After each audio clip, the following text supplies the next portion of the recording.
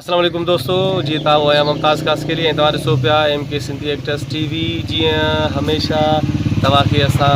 कंहिं न कंहिं अहिड़ी शख़्स सां मुलाक़ात कराईंदा आहियूं जेका अनोखी किरदार जी मालिक हूंदी आहे। अॼु असां सां गॾु आहे असांजो भाउ गुलबहार बारी जो असांजो मल पहलवान हुयो वॾा नालो छा हुओ शहज़ादो बारी जो तमामु वॾो मल पहलवान हुयो पंहिंजो गंबर सां तालुक़ु रखे पियो वीचारो हींअर हिन दुनिया में न आहे रहियो। सो उनजो भाउ आहे गुलबहार बारी जो साहब जेको तमामु बहितरीनु गीत ॿुधाईंदो आहे। तव्हां गीत ॿुधाईंदा गुलबहार भाउ ख़ुशि रहो पियो आहे ख़ैर ठीकु ठाक कहिड़ो कमकार कंदो आहे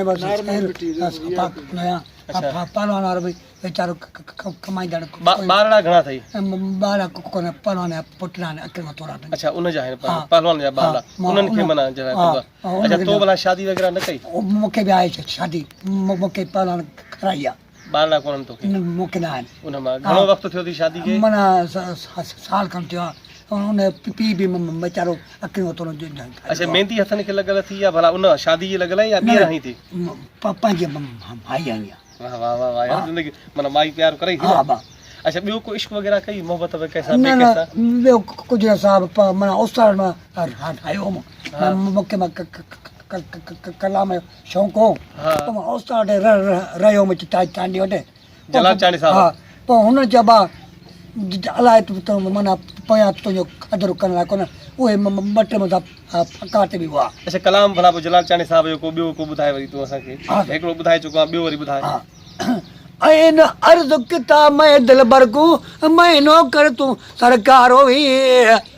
हसनो तॾे ते बाग वाह मैं माली तूं मूंखे त्यार हुई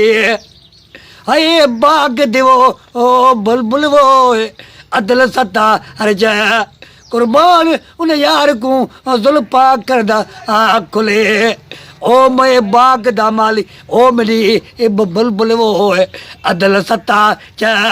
कुर्बान उन यार को जुल्फा करदा है वो खुले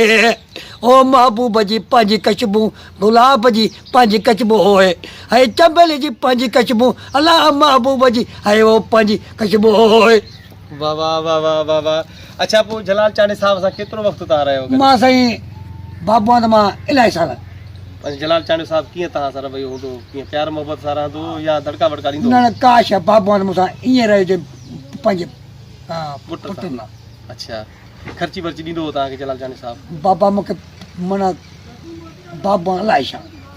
प्रोग्रामनि ते गॾु वठी ईंदो या उते रहंदा हुआ ताक़त पहिरियों अबू आहे त यादगार हा मुंहिंजी इज़त कंदो पोइ इज़त कयो मां बाबू मां 8 साल मानी मां छॾियमि रोई पियूं अबू आहे त जॾहिं गुज़ारे वियो हा अच्छा ॿियो को कलाम भला जलाल चांडी साहब जो अहिड़ो को ॾुख वारो दर्द वारो इहो त पंहिंजो त जॾहिं इस्पताल पियो त चए त मुंहिंजा मिठा ईंदे कॾहिं हा इहो पोइ छा चए त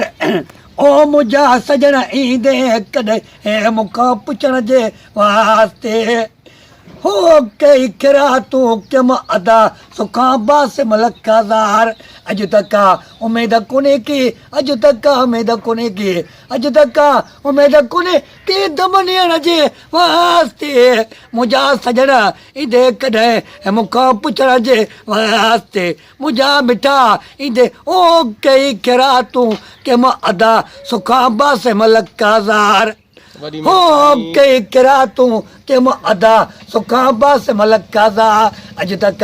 उमेद कोन्हे की अॼु तक उमेद कोन्हे की अॼु तक उमेद कोन्हे की दम ॾियण जे वास्ते मुंहिंजा सजण ईंदे कॾहिं मूंखां पुछण जे वास्ते मुंहिंजा मिठा ईंदे कॾहिं मूंखां पुछण जे वास्ते वॾी महिरबानी ही गुलबहार बारी जो साहब हुयो जेको बहितरीनु जलाल चांडी साहब सां वक़्तु गुज़ारियो ऐं इलाही वक़्तु जेको हेॾियूं यादगिरियूं जलाल चांडी साहब जूं हिन बयानु कयूं सो दोस्तो ॾिसंदा रहो MK सिंधी एक्टर्स TV आयो आहियां मुमताज़ कास के लिए असांखे इजाज़त साथ सलामत सिंध सलामत पाकिस्तान ज़िंदाबाद।